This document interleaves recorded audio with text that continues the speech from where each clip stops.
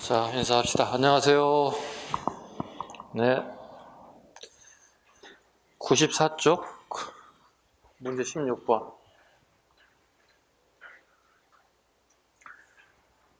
춥죠? 정신 먹고 그냥 날아가는 줄 알았어. 왜 이리 추워? 와, 이제 완전 겨울인데? 자, 문제 풀겠습니다. 16번.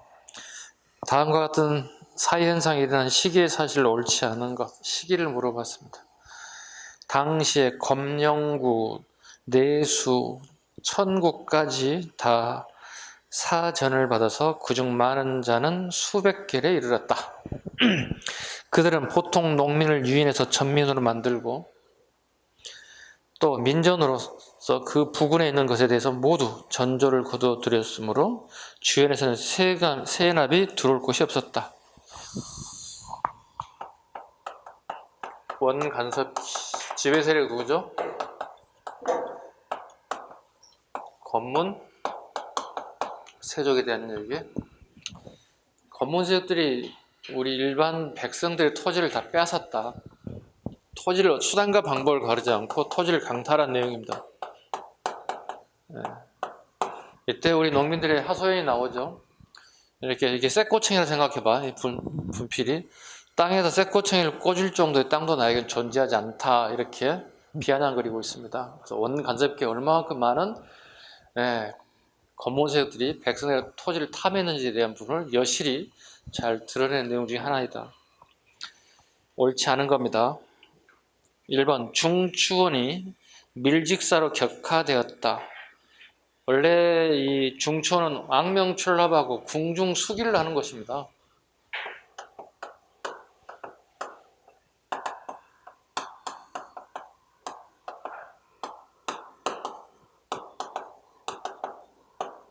이런 역할을 했던 것들이죠.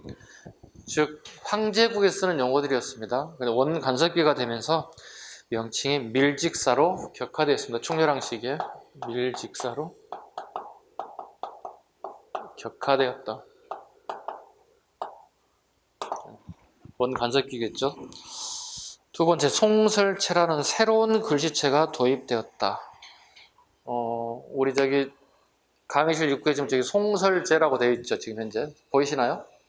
네, 송설제. 조명부가 공부하던 공부방 이름이 송설제, 집제자야. 자기 방 이름이야. 그래서 조명부가 글씨 쓴 채를 송설제에서 썼기 때문에 송설채, 또는 조명부가 썼기 때문에 조명부채. 이건 고려 전기 후기예요. 구분하면 되겠죠. 고려 전기하고 후기에 우리나라에 글씨체가 유행한 게 있더라. 후기는 아까 방금 얘기했다시피 조맹부채 또는 송설채에서 글씨 썼기 때문에 송설채 같은 말을 쓴다고. 구양순채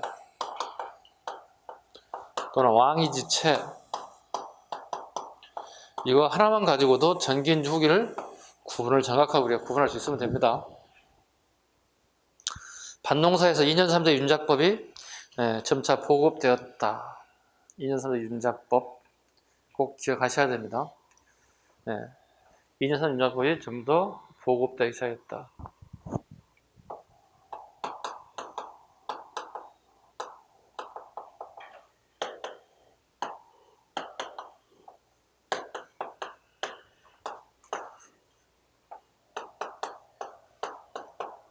등장하기 시작했다.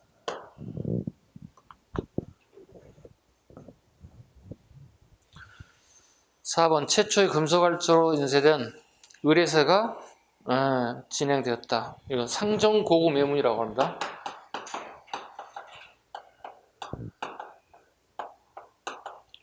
연도도 외우기 딱 좋습니다. 이렇게 최우 정권 시기죠. 여기는 원간섭기인 반면에 이건 무신 정권 시기이기 때문에 답은 옳지 않는 건 답은 4번이 되어야 되겠죠. 문제 17번. 다음 고려시대 어느 역사서에 대한 설명이다. 이 역사서가 쓰일 당시에 일로 옳은 것은 당군을 우리 민족의 시조로 여겨 당군 신화를 서술하였다. 불교사를 중심으로 서술하였다. 불교사를 중심으로 상공유사입니다. 일현 스님에 대한 얘기. 우리 고유의 설화 전래 기록을 전술하였다. 삼공유사 충렬왕 때 썼던 삼공유사입니다.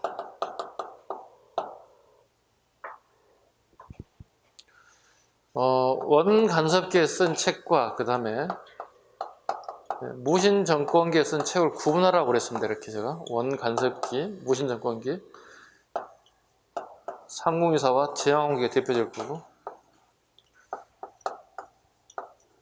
세동고승전, 이규보의 동국이상국집 내에 있는 동명왕편,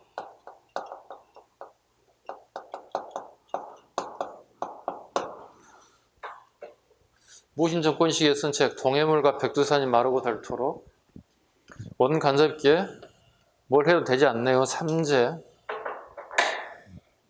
자, 지금 삼국유사이기 때문에 당연히 원간섭기에 대한 내용이 이렇게 떨어지면 되겠죠. 기본적으로. 이건 외우셔야 됩니다. 내용은 여러분들이 알아면 되는 거고, 시험장에 가서 빠른 시간에 풀 수 있는 방법은 무신정권기의 책 2권, 동해물과 백두산이, 원간섭기의 삼재, 뭘 해도 막 잘 안 되는 시기가 있더라. 네, 재수가 되게 없던 시기더라. 네, 풀죠. 몽골의 침략을 받을 원나라의 간섭을 받고 있었다. 답이 되겠죠. 두 번째, 무신정권이 수립돼 역사서 역시 무신들의 취향을 반영하였다. 요거죠. 이규보가 쓴, 네, 반영되었죠. 네, 이거 뭐라 그래요? 서사시라고 그러잖아요. 서사시. 영웅들이 일대기를 파노라마 식으로, 네, 아주 장쾌하게 화려하게 표현했더라. 또는 같은 말로 이걸 영사체라고 그러죠. 이건 좀 어려운 단어인데요. 이건 7급에 나오는 기출들이죠. 영사체라고도 하죠.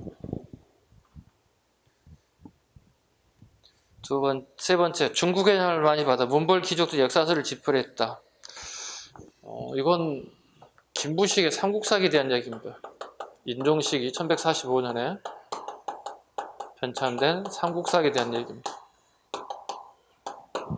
마지막 것, 거란의 침입으로 소실된 왕조실록이 복원되었다. 네, 현종 때 7대 실록이죠. 뭐가 복원됐잖아요. 옛날 게 없어졌기 때문에 복원됐다는 얘기잖아요. 네, 예전에 썼던 책이 실록이라는 책이 있었죠. 네, 실록이라는 책이 소실되자 현종 때 7대 실록을 복원하게 됐죠. 끝이 아니죠. 중간중간 실록이 또 나옵니다. 실록, 그 다음에 실록, 네, 왕들의 기록을, 네, 계속 나오게 됩니다. 근데 우리 시험에 가장 많이 나오는 게 이제 현종 때 7대 실록이 가장 많이 나오죠. 앞에 뭐가 있나? 그러면 앞에 있었다는 정도. 고려 국초에 실록이 존재했다. 답은 1번이 되겠고, 문제 18번 갑니다. 자, 풍속이 유행할 무렵에 있었던 문화적 사실로 가장 옳은 것, 소주가 등장했다. 우리가 가끔, 아니 어떤 분 매일 먹기도 합니다만 가끔 먹는 소주가 어느 시대에 우리나라에 유입됐는가, 그 하나만 가지고도 우리가, 네, 원간섭기에 들어왔다. 원래 이게 그 몽골인들이 먹는 술은 아니었고 원래 아라비아를 거쳐서 왔다고 그러죠. 네. 아라비아를 거쳐서 오늘 와서 이렇게 고려를 거쳤다. 이게 이제 우리가 지금도 먹고 있고 우리 것처럼 생각하고 있는 게 이 소주죠. 두 번째, 임금이 음식을 가리키는 용어인 수라. 네, 수라라는 용어를 사용한다. 이거 전부 다 원나라식 용어 방법입니다. 수라, 진지 이런 것도 전부 다, 네, 원나라식 표현 방법이죠. 남자들 사이에서 머리의 뒷부분에 남겨놓고 주변의 머리털을 깎아 나머지 모발을 따서 등 뒤로 늘어뜨리는, 네, 머리 스타일이 등장했다. 이거 뭐라고 그러죠? 체두 변발이라고 그러죠. 네. 앞머리, 옆머리 다 잘라내고 뒤에 머리만 길다랗게 꽁지머리, 엉덩이 쪽까지 길게 늘어뜨린 머리들, 체두 변발 이런 말을 쓰죠. 원간섭기입니다. 옳은 것, 채충이 구제학당을 세웠다. 이건 사학이죠. 고려 중대라고 봐야 되겠죠. 김부식이 삼국사기를 편찬했다. 이것도 인종 때니까 중대. 의천이 해동 천태종을 창시하게 되었다. 이것도 중기라 봐야 되겠죠. 네, 문종의 아들이자 숙종 때 해동 천태종을 창시하는 것이다. 개성의 경천사 십층석탑이 만들어졌다. 이건 이제 연도가 1348년 충무광 때입니다. 그러니까 당연히 원간석기이기 때문에 4번 지문이 답이 돼야 되겠습니다. 자, 문제 19번. 다음 어떤 기록물을 도안해서 만든 것입니다. 이 기록물에 대한 설명을 옳지 않는 것. 대한민국 우표가 이걸 기념해서 하는데 뭐 책장에 흑백이 돼서 좀 애매모호하게 되어 있는데 칼라 그림 보면 정확하게 이게 팔만대장경, 제조대장경을 정확하게 알 수 있습니다. 옳지 않은 것. 경판의 총 매수는 8만 장을 넘습니다. 유네스코 세계 기록유산으로 지정되어 있고요. 몽골 침략으로 소실된 초조대장경을 대신하여 다시 만들었습니다. 어디서 만들었나요? 출발점이 여기 강화도 대장도감에서 최후 정권 시기에 만들기 시작했다. 송과 여로부터 경전에 대한 주석서를 교장도감에 간행됐다. 이게 설명이 나왔지만 이게 신편제종 교장 총록입니다. 신편제종 교장 총록이라고 합니다. 일본 놈 새끼들이 이걸 이렇게 불렀죠. 이건 잘못된 편이라고 얘기했습니다. 속장경. 그래서 고려에 이미 들어와 있는 것들, 송에 유학했기 때문에 송에 관련된 불서, 그 다음에 금나라가 들어가면 안 됩니다. 이런 불서들을 모아서 새겼다. 금나라 책은 여기 들어가면 절대 안 되는 책 중에 하나가 신편제종교장 총록이다. 일종의 뭐라 할까요? 여러 책들 다 하나를 다 모아서 일종의 논문을 이렇게 모아놓는 형식으로 쓴 책이 신편제종교장 총록인데요. 실은 아까 만들었던 팔만대장경보다 훨씬 더 어려운 내용이라고 보시면 됩니다. 팔만대장경 말 그대로 그 내용을 그대로 조각하는 내용이고요. 이건 새롭게 논문을 전체를 전부 공부해야 되는 내용이기 때문에 되게 어려운 작업 중에 하나였다. 누가 했다? 의천이 했다. 의천이 했다.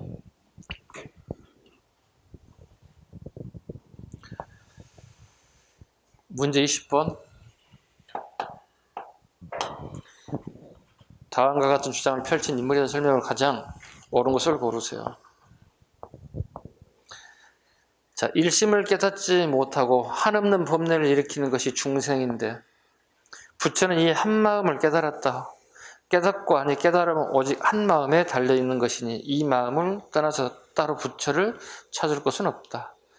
먼저 깨치고 나서 후에 수행한다는 뜻은 못의 얼굴이 전부 못인 줄 알았지만, 물인 줄 알았지만 그것이 태양에 열을 받게 되어 녹게 되는 것처럼 범부가 평범한 사람이 곧 부처임을, 깨달았으나 불법의 힘으로 부처의 길을 닫게 되는 것과 같은 뜻이다. 진울의 얘기입니다. 진울의 얘기입니다.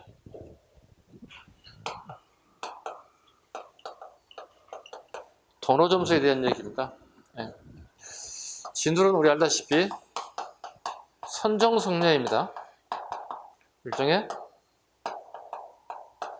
조계종이죠. 근데 선정승려인데 우리가 터득하는 방식을 어떻게 얘기합니까? 순간 터득하는 거잖아요. 그죠? 특별하게 책이 없잖아요. 선정승려들은요. 이분도 되게 고민거리 중에 하나가 내가 이렇게 수행 기간, 오랜 기간 동안 수행을 했음에도 불구하고 터득하지 못한다는 거예요. 고민거리잖아요. 그래서 이 사람이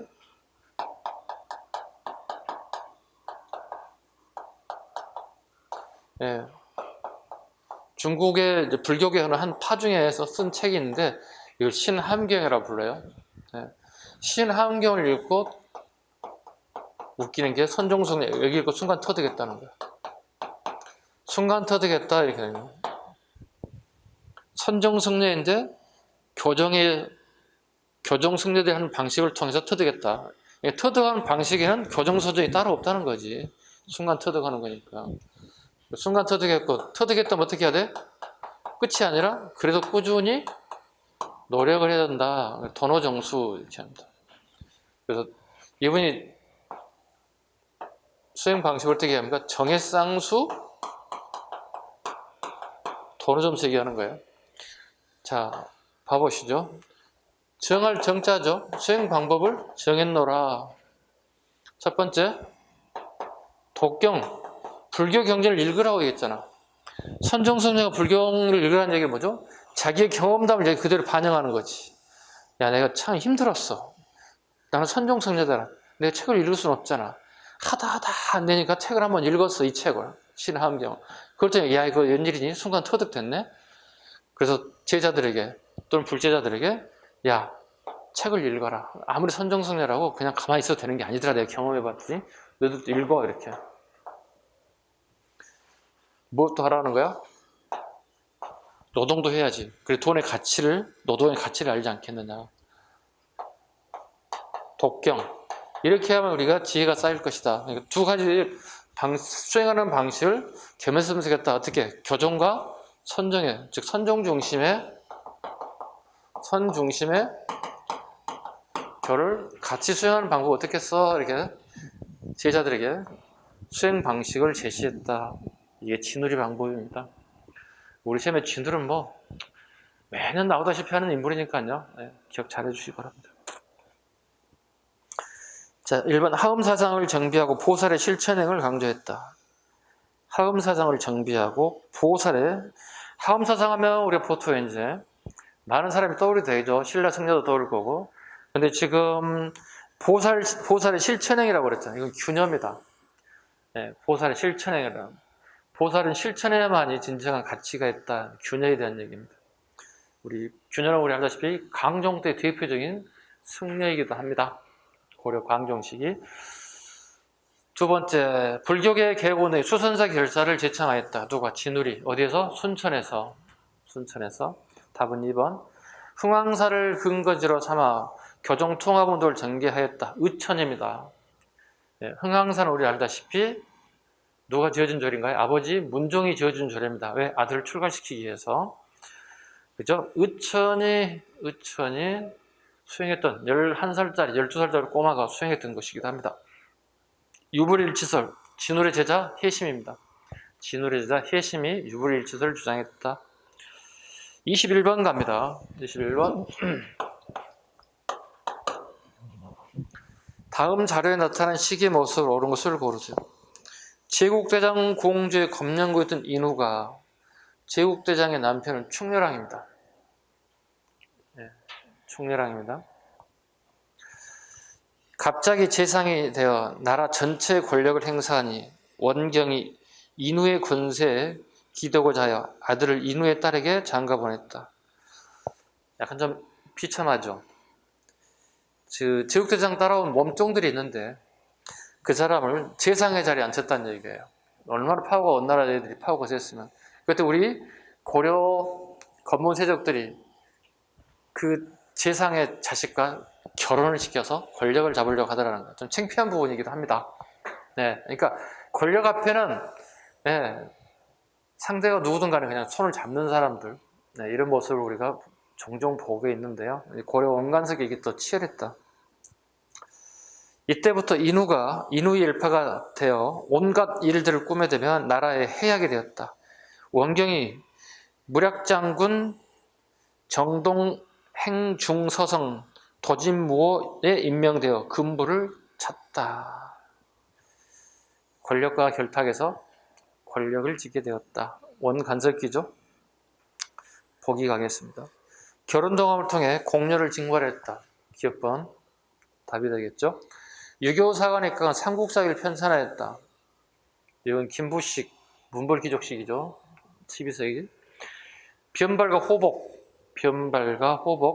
머리를 다 잘라놓은 뒷꽁무니 머리만 길게 늘어뜨린 것, 오랑캐 복식, 원나라의 복식을 하여 지배층 중심을 유행하게 되었다. 망이망소의 무신정권 시기. 답은 기억, 디귿 2번이 되어야 되겠습니다. 이 정도는 다 쉽게 풀 수 있는 유형의 문제인 것 같습니다. 페이지 넘겨볼게요. 22번. 보자마자 느끼는 점이 뭐예요, 이게? 높다리 바뀝니다. 공민왕과 노국대장 공주가 홍건적의 2차 침입 때, 안동까지 피난 갔을 때, 강을 건널 때의 모습, 그래서 오늘날까지도 이 민속놀이가 그대로 전해지고 있습니다. 옳지 않은 겁니다. 노비안건법, 광종이니까 당연히 틀렸겠죠. 답은 1번입니다. 되게 쉬운 문제입니다. 이건 이제 우리 한능검에 나올 수 있는 정도의 능력 문제풀이. 근데 알면 쉽고 모르면 되게 어려운 문제. 핵심은 뭐죠? 높다리 바뀝니다. 해설지에 나와 있을 겁니다. 끝에 줄에 높다리 바퀴 나오면 무조건 공민왕입니다. 잘 기억하시기 바랍니다. 아시죠? 공민왕이 몽진했을 때 강을 건너야 되는데 그 왕비가 그냥 이렇게 다리를 걷어 올리고 치마를 걷어 올리고 맨살을 거둘 수가 없다는 거. 그 시대 풍습에 따라서 그대로 그래야 되겠는데 그래서 사람들을 물가에 세워서 이렇게 밟고 지나가는 모습을 취하게 됐다. 그래서 그 했던 행위들이 오늘날까지도 민속놀이처럼 전해지고 있다. 23번 다음 세력에 대한 설명을 옳은 것을 고르세요. 근년에 이르러 토지 겸병이 더욱 심하여 토지를 빌려주고 이분을 갚지 못하면 토지를 뺏어가는 방법을 우리는 토지 겸병이라고 불렀습니다. 더욱 심하여 간악한 무리가 산천으로 표를 삼아 모두 조업전이라 칭하며 조업전이 적었습니다. 칭하며 서로 빼앗아 한 땅에 주인이 5~6명을 넘기며 1년에 조를 8번 내지 9차례나 거두었다. 조업전이라 말하면 조상대대로 물려받은 땅이라는 뜻입니다. 조업전이란 말은 조상대대로 물려받은 땅. 조상대대로 물려받은 땅을 칭하며 다 빼앗아갔다. 누가? 권문세족들이. 이인임, 임견미, 영흥암 이 사람은 전부 다 친원파들입니다. 되게 나쁜 짓을 했던 사람들입니다. 골라볼까요? 옳은 것. 서원과 향약을 기반으로 삼았다. 서원과 향약 나온 16세기 살인들이 했던 것들이라 보면 되겠죠. 부재지주로서 지방의 농장을 소유했다. 밑에 부재주지라는 설명이 나와 있을 겁니다. 쉽게 얘기해서 농사 짓는 곳에 거주하지 않는다는 뜻입니다. 부재주지란 말은. 반대는 뭘까요? 소재지주가 되겠죠. 부재주지의 반대말은 소재지주. 장소에 살면서 지주하는 거 부재주지의 반대말입니다. 살지 않으면서 그 땅을 가지고 있는 사람들을 얘기하겠죠. 부재지주, 소재지주. 부재지주로서 지방의 농장을 소유하였다. 맞죠? 디귿번 도평이사사를 장악하여 모든 권력을 독점하게 되었다. 대략 도평이사사는 인원이 70에서 80명 정도가 참석하게 됩니다. 도병마사는 30에서 40명이고요. 원간섭기가 되면서 도병마사가 도평이사사로 계층이 됐습니다. 이건 격하가 아닙니다. 왜냐하면 도병마사는 우리가 스스로 만들었기 때문에 수입온 게 아니기 때문에 계층이라는 말을 씁니다.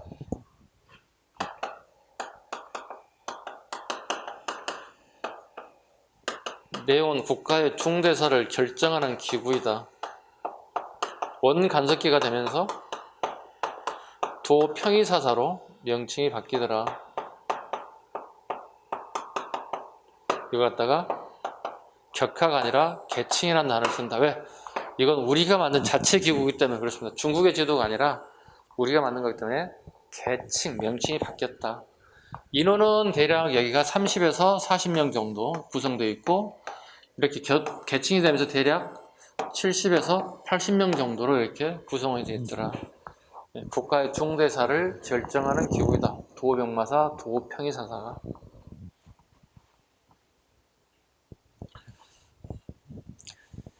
니을번 성리학을 바탕으로 사회를 계획하려 하였다. 이건 신진사대부들에 대한 얘기.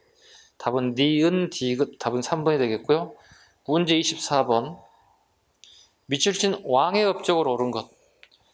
왕이 이 색을 판계성부사 겸 성균관 대사성으로 삼았습니다. 생원의 정원을 늘리기도 하였고 경수를 공부한 선비인 김구영, 정몽주, 박상충, 박유중, 이순연을 발탁하여 모두 자신들이 관직에 있으면 교관을 하도록 하였습니다. 이 색에 대한 얘기입니다. 출발점은 이재현으로 출발하죠. 이재현, 이색, 그죠? 이색. 그 다음에 이제 정몽주 같은 사람들이 이렇게 되겠죠. 길제 이렇게 이런 식으로 성리학의 족보를 보자면 자 공민왕에 대한 얘기입니다.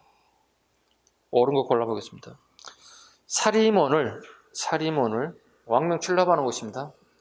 왕명 출납하고 문서 작성하고 인사 행정을 담당하고 예교 문서를 작성하고 되게 다양한 일을 하죠. 사리몬을 설치하여 계획을 시행하였습니다. 충선왕입니다. 할리몬이 14.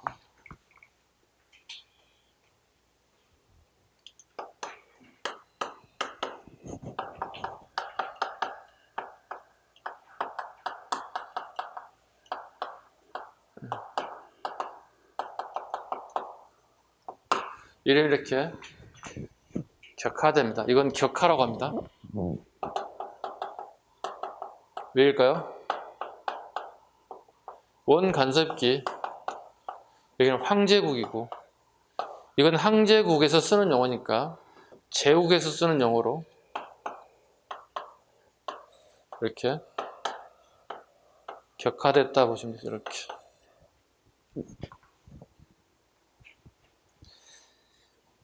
충선왕이고 두 번째 질문 과전법을 공포하여 뭐라 그랬지? 마지막 왕이었던 공양시의 과전법이 등장하죠. 세 번째 대장도감을 설치하여 제조대장경을 썼다.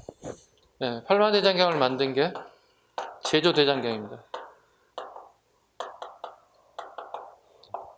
고정임금이고요. 네, 출발점이 최후부터 출발하죠. 이렇게 강화도에서 정계와 계백요소를 지어 관리의 규범을 제시하였다.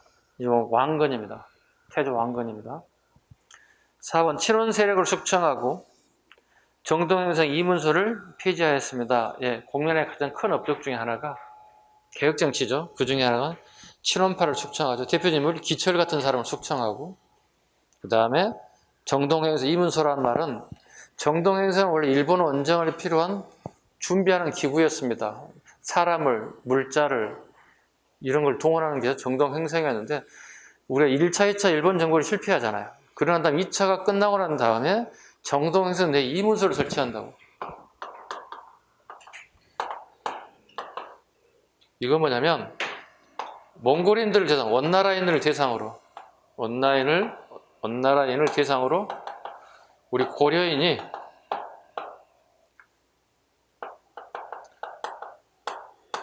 범죄를 저지르기, 범죄를 단죄하는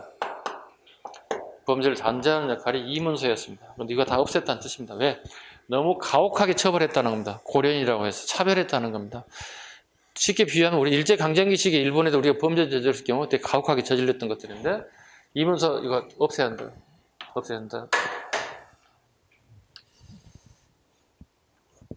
답은 5번 공민왕에 대한 얘기는 5번이 되겠습니다. 문제 25번 다음 밑줄근 여러 개혁의 내용을 옳지 않는 것.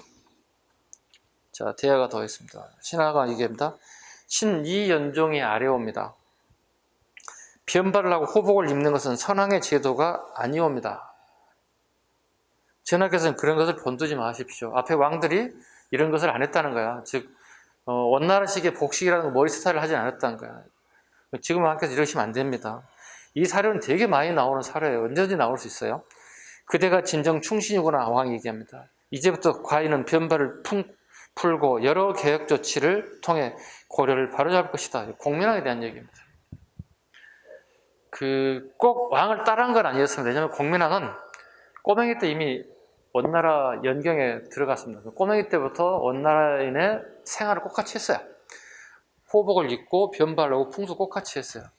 원나라식의 이름을 가졌고 당연히 받아들였을 거예요. 꼬맹이 때 이미 갔으니까. 근데 왕이 되고 나서 봤더니 어떻게 신하들이 왕께서 그런 복장 하시면 안 됩니다. 이렇게 건의하니까 흔쾌히 내가 수용했다는 겁니다. 공민왕에 대한 얘기입니다. 옳지 않은 것. 격화되는 관제를 복구했죠. 네, 현재 복구했습니다.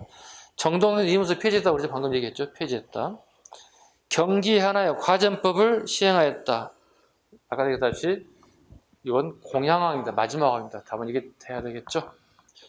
기체를 표현한 친원세를 숙청했다. 인사 담당을 담당한 정방을 혁파했다. 네, 다 맞습니다. 답은 3번이 돼야 되겠습니다. 되게 쉬운 문제입니다. 공연에 대한 얘기. 26번. 자, 토지지에 대한 설명을 옳은 것을 고르세요. 이미 첫 번째 문장에 나와 있습니다. 문종이라고 그랬습니다. 문제 26번. 토지제도입니다. 자, 경종, 목종, 문종이에요. 그죠? 시정전식과 개정전식과 한 번 더 바꿨다. 이렇게. 문종이라는 단어가 나왔기 때문에 뭐야? 경정전식에 대한 답이 바로 나와줘야 됩니다. 공무원 월급에 대한 얘기. 총 18품에 대한 급에 따라서 월급을 어떻게 줄 것인가에 대한 부분을 정확하게 나열했습니다. 기억할 수 있죠? 결대로 110, 110, 100에 70에 80에 이게?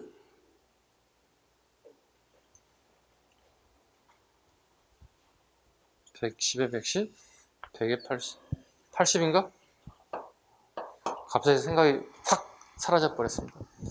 다시 한번 좀 이따 다시 생각나면 정리할게요. 이와 같은 월급 제도를 갖다가 나눠주는 제도 한번 보겠습니다.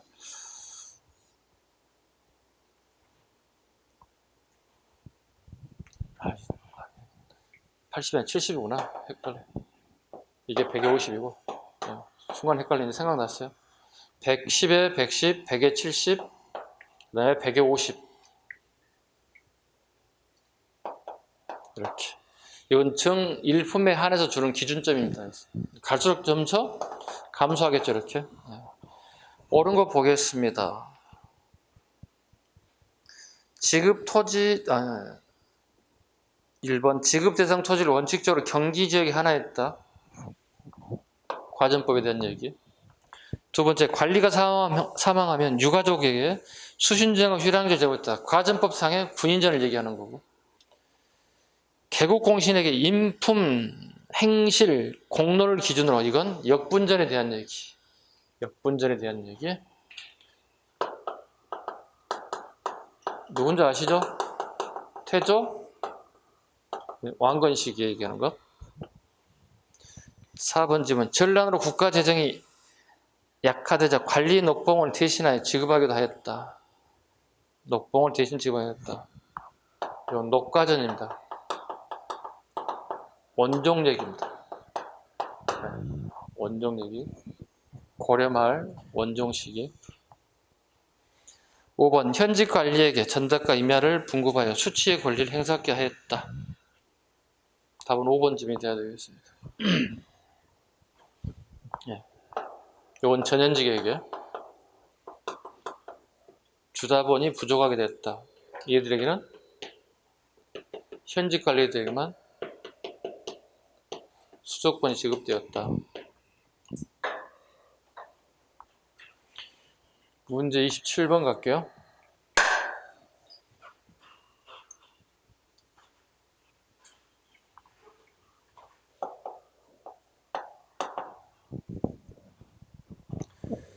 자, 밑줄근 기억에 해당되는 제도에 대한 설명으로 옳은 것을 고르세요. 자, 거덕공이 거사의 차림으로 도성을 떠나 무진주를 순행하니, 오늘날의 광주광역시겠죠. 주의 향리 안길이 그를 정성껏 대접하였다. 이튿날 아침 거덕공이 떠나면서 말하기를 도성에 올라오면 찾아오라 하였고 서울로 올라와 재상이 되었다. 나라의 제도에 해마다 예주에 향리 한 사람을 도성에 있는 여러 관청에 올려 보내 지키게 하였다. 지금의 기인이다. 안길이 올라가 지킬 차례가 되어 도성으로 왔다. 기인제도에 대한 얘기입니다. 통일신라에 우리가 상수리 제도가 있고요. 조선에 경젤제도가 있죠. 통일신라, 고려, 조선. 일종의 이건 뭐죠? 볼모제도, 즉 인질제도죠. 지방토들, 호족들 믿지 못하겠다는 거예요. 지방 호족의 자제들을 서울에 하나씩 잡아다 놓는 제도를 얘기합니다. 옳은 거 골라보겠습니다. 1번 자수와 별감이라는 향임직을 두어 운영하겠다. 자수와 별감 유향소입니다.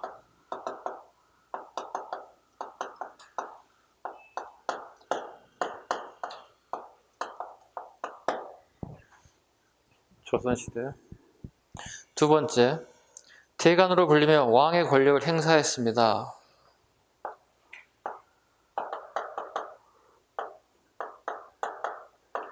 네, 의사대의 간원과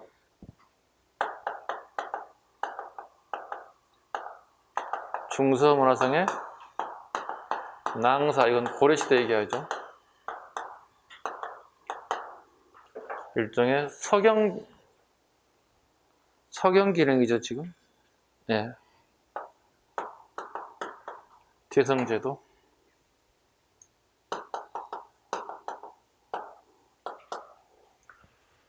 조선을 알다시피 양사가 이 역할을 하게 됩니다. 양사랑 사헌부와 사관원이 이와 같은 기능을 가지고 있습니다. 되게 중요한 기능이죠. 매년 시험에 나오는데 매년 틀린 사람들이 50%라는 거예요. 참 아이러니합니다. 오늘날에 뭐라고 그랬어요? 우리 장관 임명할 때 국회에서는 청문회 유사하다. 청문회 유사하다. 네. 대성제도 요즘에 청문회 유사하다.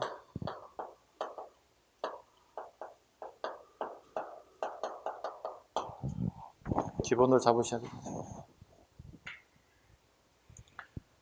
세 번째, 지방 세력을 견제하는 수단으로 사용됐다. 그렇죠? 네, 지방을 믿지 못하는 것들이죠. 답은 3번. 수령을 보좌하고 풍속을 교정하였다. 여기죠. 유향소. 수령을 보좌하고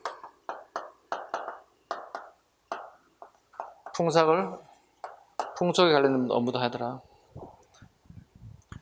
다섯 번째, 국가 운영의 주요 사항을 결정하는 역할을 해야 했다. 국가의 중대사를 결정한다. 뻔하지 않나요? 이미 했잖아요. 고려시대 뭐예요? 도, 병마사. 원간섭기에는 도, 평의, 사사. 고려에 대한 얘기. 조선도 같이 하면 되겠죠? 영의정, 자해정, 의정이 근무하는데 의정부가 훗날 이제 삼포연을 계기로 하나 설치된 게 뭐죠? 비변사가 이와 같은 역할을 하게 되더라. 그래서 우리 시험에 비변사는 되게 끊임없이 나오죠. 예.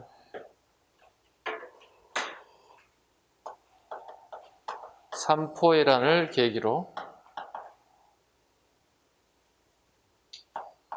임시기구로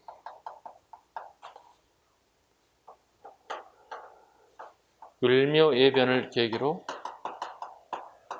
상설화 임지대난을 계기로 더 한층 강화됐더라. 중종 때, 명종 때, 선조 때 이렇게. 이것도 되게 많이 나오는 거.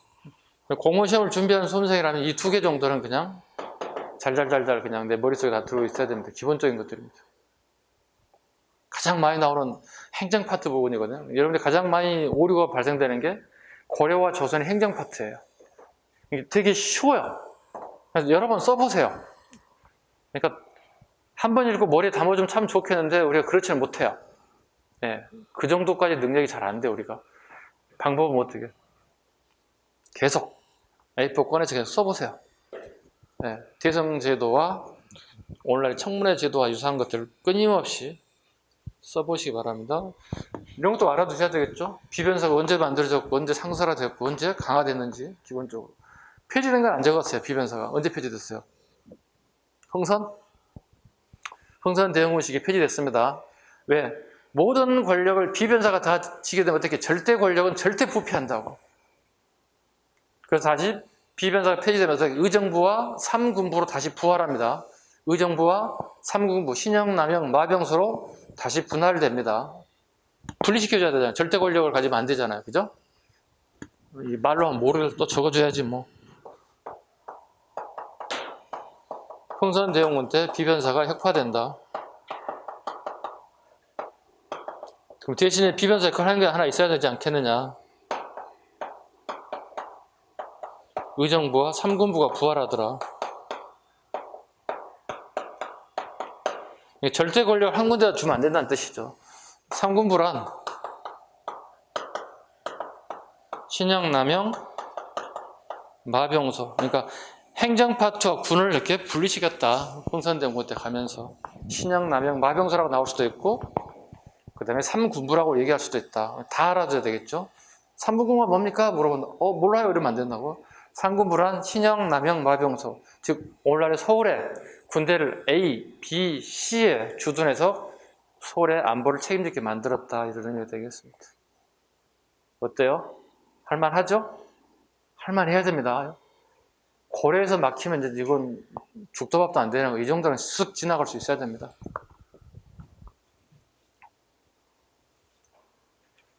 답은 3번이 돼야 되겠습니다. 28번 가겠습니다. 페이지 넘기겠습니다. 다음 자료에 나타난 시기의 사회 모습으로 가장 적절한 것. 자, 만두집에 만주사를 가니 헤헤 아비가 내 손목을 잡더이다. 가끔 내가 수업 시간에 여러분 특히 여학생분이 앞에 있으면 내가 손 내보라고 그러죠. 내가 살짝 잡죠. 잡으려고 했을 때 잡으면 안 되겠죠.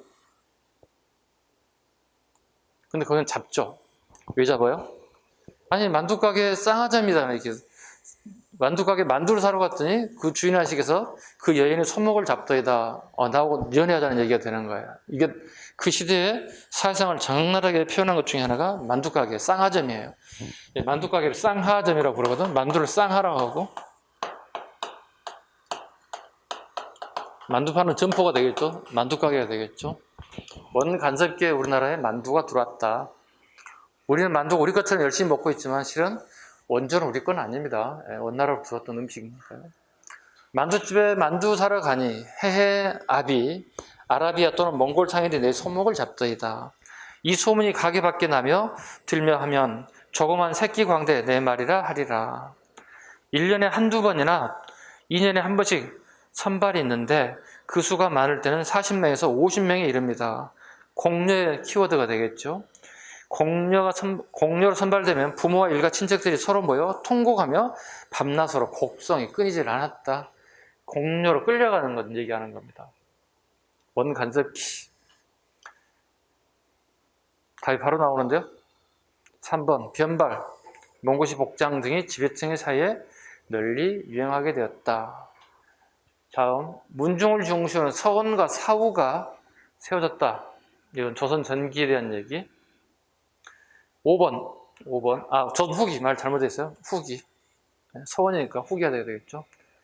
그 다음에 5번 가볼까요? 아들이 없을 때는 양자를 이것도 조선 후기. 그 다음에 만적을 비롯한 천민들의 신분의 방을 망이 망소의 두 개 먹어서 무신전공기 하면 되겠죠. 네, 두 개 하면 무신전공기. 답은 쉽게 고를 수 있습니다. 그 쌍화점에 대한 시도 봐주세요.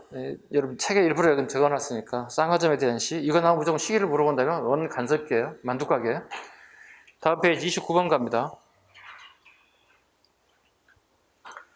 다음 가 인물에 대한 설명으로 옳은 것을 보기에서 고르세요. 국청사의 주지로 있으며 국정사 키워드가 아닐까요? 홍황사와 국청사. 이건 의천에 대한 얘기입니다. 이건 아버지 문종 때고 이건 자기 형님인 숙종 때죠. 여기에 12살 꼬맹이가 주지 스님이 되는 거죠. 주지 스님이 됐습니다. 즉 승통의 자리를 앉게 되었다. 승려를 통솔하는 자리, 넘버원의 자리였다. 이건 이제 송유학 이후에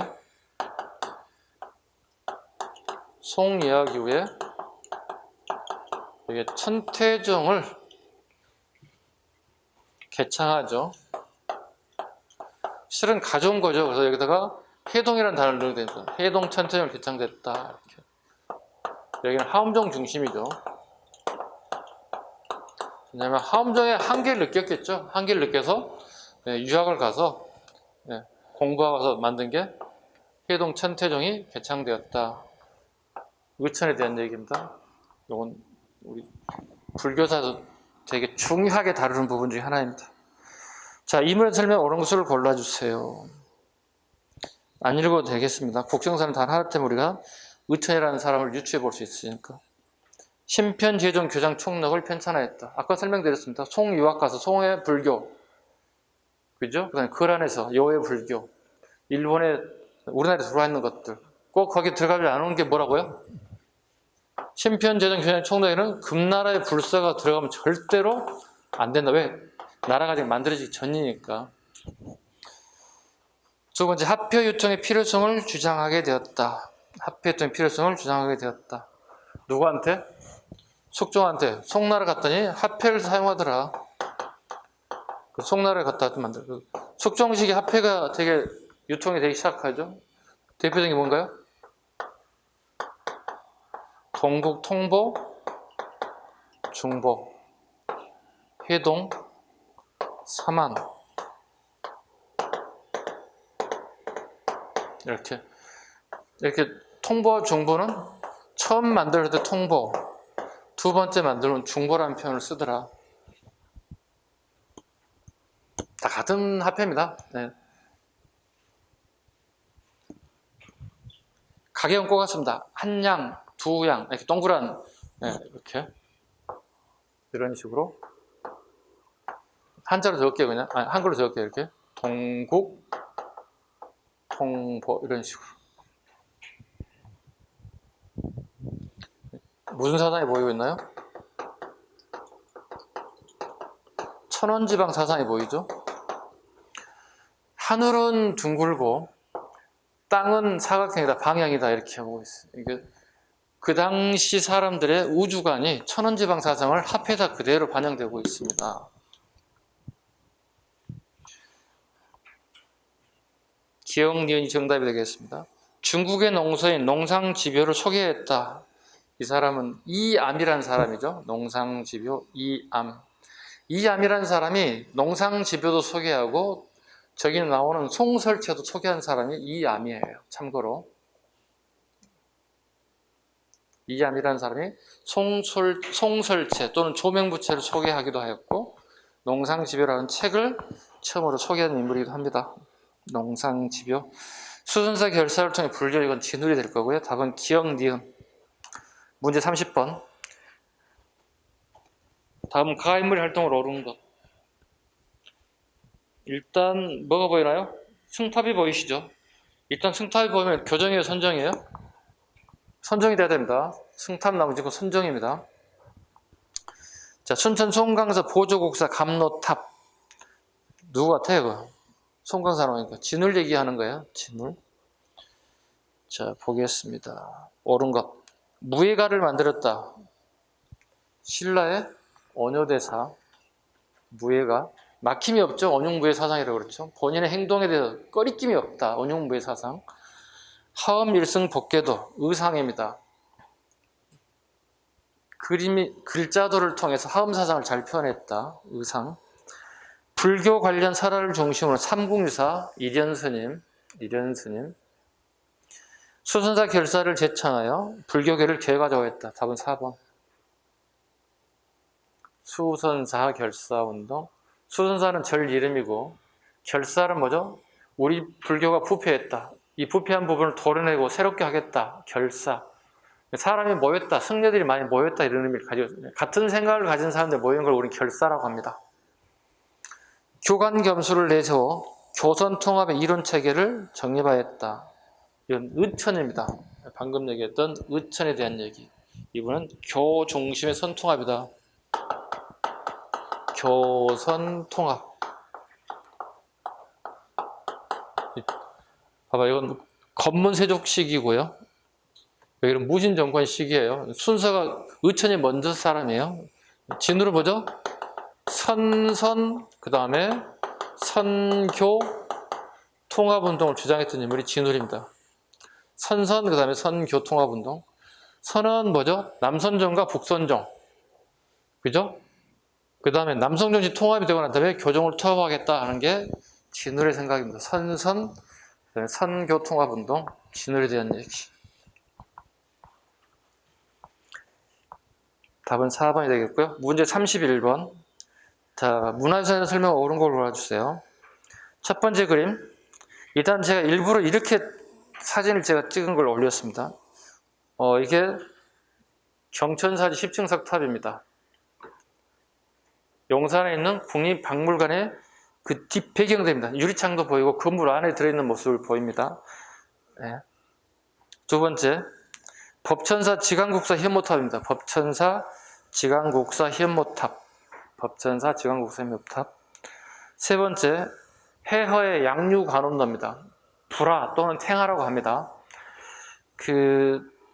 이 불화가 만들기 전에는 거의 대부분 부처님을 안치할 때 뒷배경에 아무도 없어. 빈 하얀 벽에다 그냥 올려놓는 거야.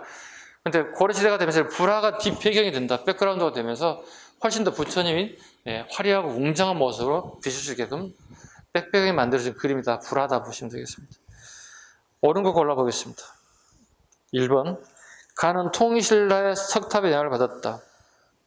아니죠. 어디에 영향을 받았어요? 원나라의 라마불교의 영향을 받습니다. 원나라 라마불교의 영향을 받으면서 되게 화려해진다 그랬습니다. 원나라의 라마불교의 영향을 받게 되었다. 두 번째, 원나라 조형예술의 영향을 받았다. 원나라 조형예술의 영향을 받은 것이 평면사각형이죠. 네. 원나라 조형예술을 받은 것은 평면사각형입니다.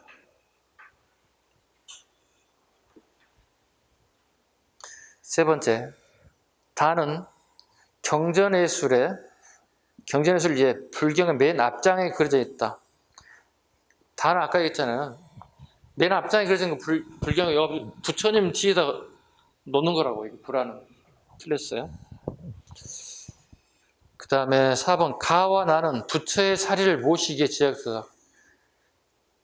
가는 탑이니까 관계없어요. 그 다음에 나가 사리를 모시는 승탑이 되겠죠. 가가 틀리고 나는 옳습니다. 그래서 틀린 점이 되겠죠. 전체적으로. 5번 갑니다. 가와 다는 건문세족 집권기에 만들어졌다. 답이 돼야 되겠죠. 어때요? 문화재만 던져주고 내가 시대를 알지 못하면 전혀 무용지물이죠.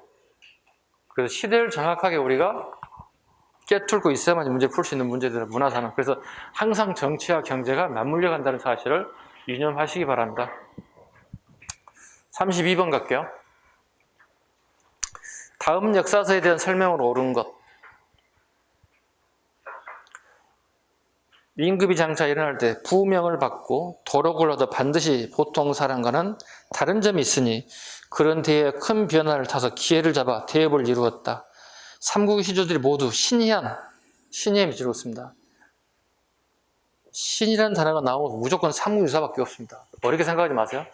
신이 신기하고 이상하다는 뜻입니다. 신기하고 이상한 얘기들을 기록하는 걸. 탄생하였으니 어찌 계약했는가. 이것이 기편을 책 1000마디에 실은 까닭이며 그 뜻도 여기 있다. 삼국유사에 대한 얘기입니다. 왕명을 받아 연대순으로 편찬한 것은 조선왕조 실록입니다. 두 번째, 불교 중심의 고대 민간 설화를 수록하였다. 삼국유사. 누가? 이련 스님이. 답은 2번. 현주라는 최고 역사서다. 삼국사기 1145년 고려 인종 때. 아쉽죠? 앞에 삼국시대 역사책이 3권이나 있는데 다 사라져 버렸잖아요. 그죠? 그 다음에 4번. 고조선부터 고려 말까지 역사를 정리하게 되었다. 고조선부터 고려 말까지 역사. 서거정의 동국통감.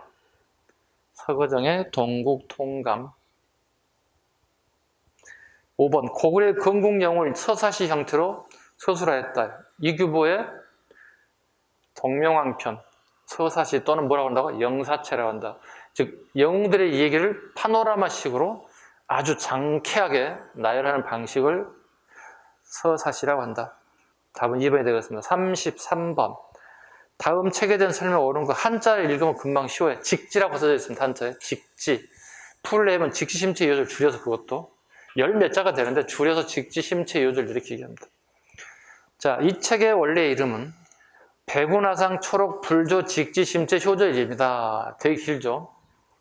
직지심체 절도는 직지라고 합니다. 승려 백운화상이 석가모니의 가르침에 중요한 내용을 뽑아 해설한 책입니다. 직지심체는 사람의 마음을 직관하며 부처의 깨달음에 도달한다는 의미입니다. 옳은 것. 주자소를 설치하 인쇄하였다. 세종대왕. 계미자하고 주자소 구분하면 되겠죠.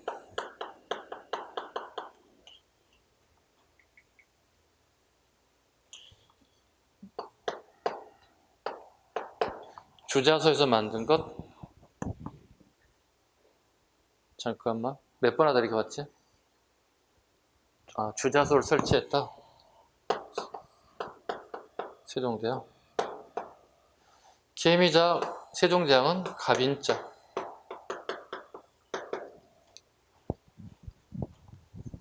주자소를 설치해 인쇄하였다. 2번 신미양요태 약탈된 문화재이다. 신미양요태니까 어재현 장군기라고 해서 수작이라고 합니다. 어재현 장군기. 수작이라고 합니다. 수작이를 한번 그려볼게요. 이렇게. 예, 장군기 막사에 탁 꼽는 건데 이걸 빼앗아가 버렸어요. 미국 애들이 강화도에 침입했을 때. 그리고 우리가 반환받았습니다. 이렇게. 어재현 장군기 수작이 신미양요태 네, 강탈해 갔던 걸 우리가 미국에 있는 사실을 알고 노래 끝에 반환받아 왔습니다. 이걸 수작이라고 합니다.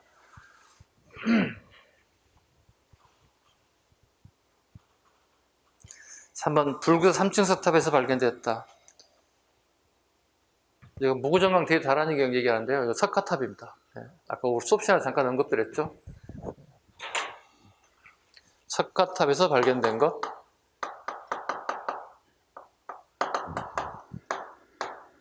무구정강 대다란이 경이 되겠습니다. 이건 목판 인쇄본입니다. 목판 인쇄본이요. 그 다음에 우리 이제 직지가 금속활자본이죠. 목판과 금속활자본이 우리나라에 가장 최고, 가장 오래된 게 우리나라에 두 개의 작품이 존재한다는 거죠. 하여튼 우리나라는 뭐 이런 거 되게 좋아, 이런 거 안 나왔으면 좋겠는데 최고, 가장 오래된 것, 뭐 이런 거 우리가 되게 중요해요. 우리 순서 정하는 거 되게 좋아하는 거. 세계 1위, 뭐 세계 2위, 네, 뭐 이런 거 되게 좋아해요. 네. 3번 청주 흥덕사에서 금속활자로 발견되었다. 직지. 네. 청주 흥덕사. 이거 시험에 되게 잘 나오죠. 청주를 충주를 바꾼 경우가 되게 많더라. 이건 틀린 지문이에요. 그래서 제가 외우라고 그랬죠. 수업 시간에 이렇게 흥청 이렇게. 네, 청주에 가면 직지 축제가 있어요. 지금. 네, 직지 축제가 있는데 사람들이 지금 많이 모이지 못하지만 사람이 코로나가 끝난 다음에 되게 많이 모여서 흥청흥청 하지 않을까요? 많은 사람이 모이면 흥청흥청 하지 않을까요? 외우세요. 네, 이걸 시험용으로 할 수밖에 없습니다. 청주에 직지축제가 있다. 흥덕사라고 하는 데서 이걸 인쇄하게 되었다. 답은 4번. 세계 기록전 해인사에 보관되어 있다. 이거 일명 팔만대장경 또는 제조대장경. 어디에 보관은 해인사라는 절에 별도의 건물을 만들었어요. 별도의 두 채를 만들어서 별도의 건물 두 채를 만들어. 이 건물 이름은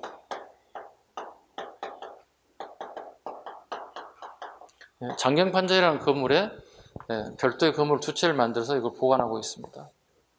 습기 조절이 문제는 습기 조절이 대부분이 되게 잘 되어 있다 이렇게 얘기합니다. 그 다음에 여기 기출 사료 부분은 이 부분 별로 어려운 게 있어서 이건 패스하겠습니다. 잠시 쉬어서 쉬어가겠습니다.